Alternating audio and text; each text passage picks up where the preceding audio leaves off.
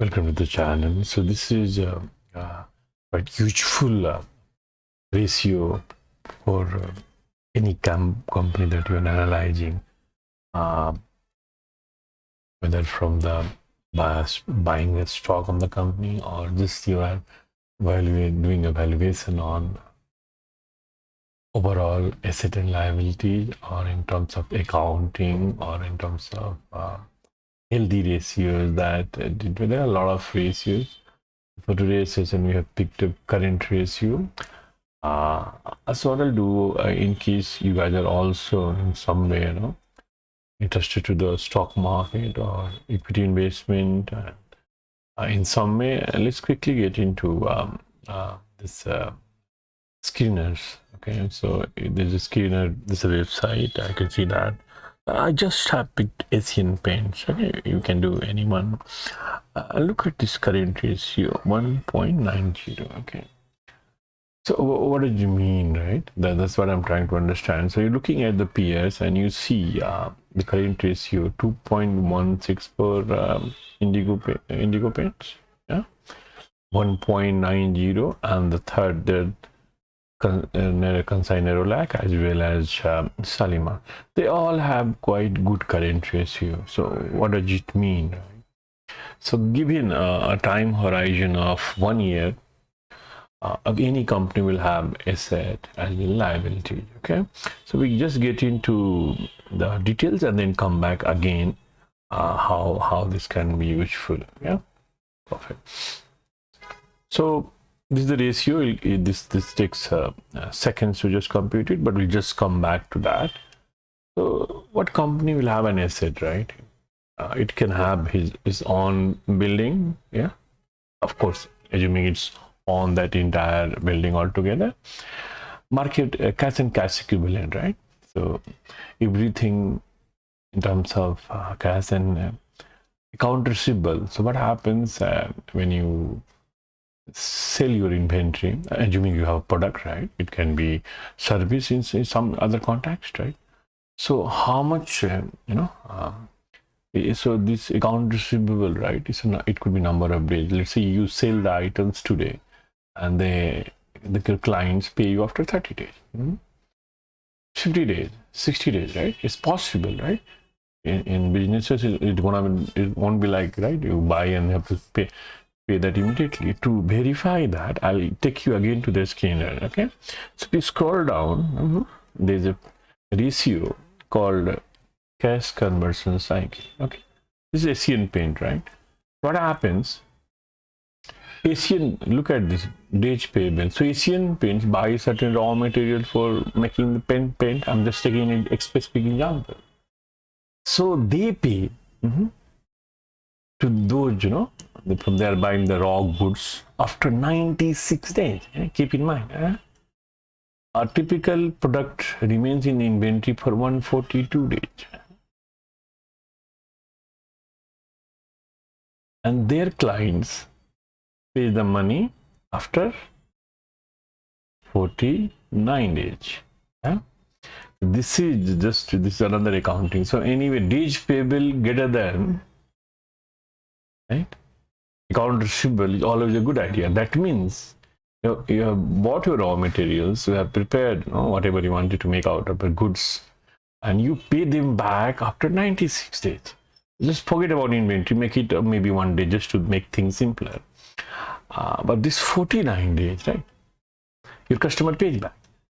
So you're getting 96 minus 49 minus 1 that way. So essentially, you are nearly, in this case, let's say 50 and 100 instead of 49.96. So you are paying your, you borrowed from after 100 days, and your client pays just only after 50 days. That's interesting, right? Yes. Now we again go back to that, that's called account receivable. Inventory. Those who are already in inventory, yeah, the one we had here, right? This one. It will be sold. I mean, of course, sometime it will be sold to clients. Yeah, that's inventory. So yeah, other current asset. So primarily, what you have to look here is current asset. Yeah, less than equal to 1 year, and that's how industry look at that. Okay, why we are interested here? Yeah, So this company had these assets, right?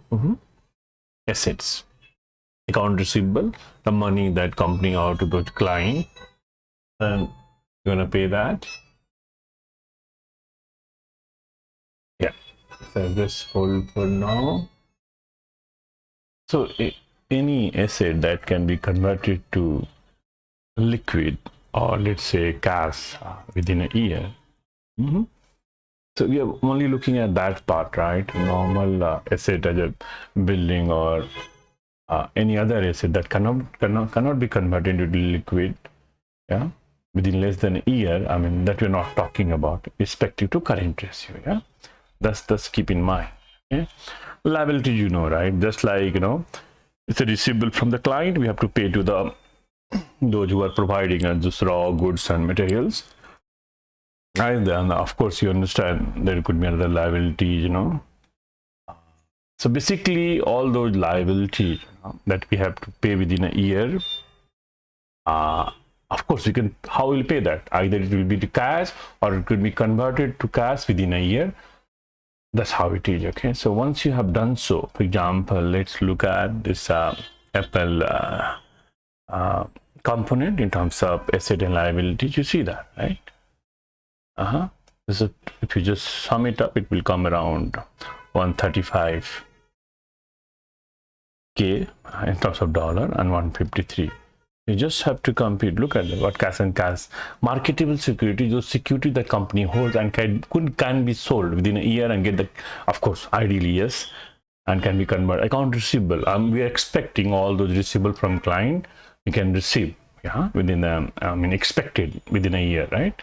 So that's this much amount. Inventory, the products ready to be, you know, sold in market, yeah, and other current asset. It could be anything that they believe can be converted to cash, yeah. So now to compute that, we just have to do what? The current asset, this one, and the liabilities. Probably will be just coming, you know, what would be good ratio? That's fine. If somehow says I won't help you, no problem. We don't need your help. We just say 135, 405, or maybe some 153, 982. Yeah.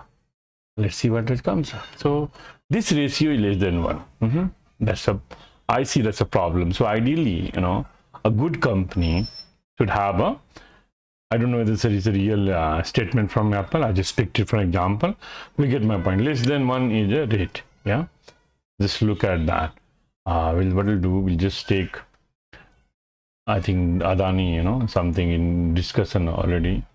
Maybe take any of those. Adani transmission maybe.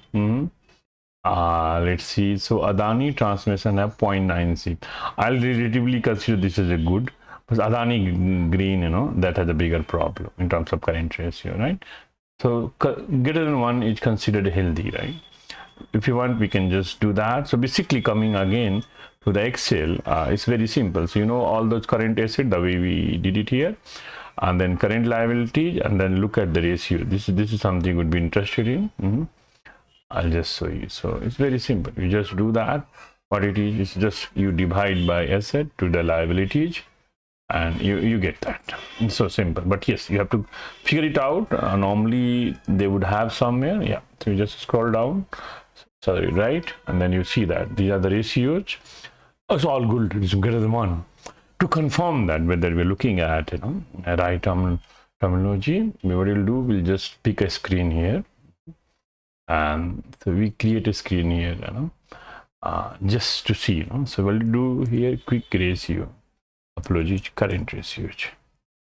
On that, I think you can current ratio greater than 1. We're not doing anything, you know, and then maybe, you know, you want to have a quick look at the current ratio, quick ratio at that. So relatively everything remains same even for the quick ratio, but what you have to look at is only instead of 1 year, it's 90 days or 3 months. Okay. Anything that can be converted into cash within a 90 days and relatively. Yeah, so that's the only difference between current. So this is more, you know, robust, I'll say. We're looking at this is also called acid test in some way. Yeah, so now you see there are a lot of companies. I'm not filtering on anything, just the current ratio. uh, you see that.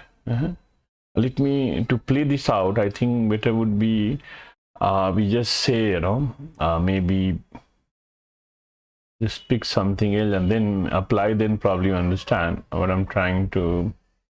I think I should have something already handy here, but let me quickly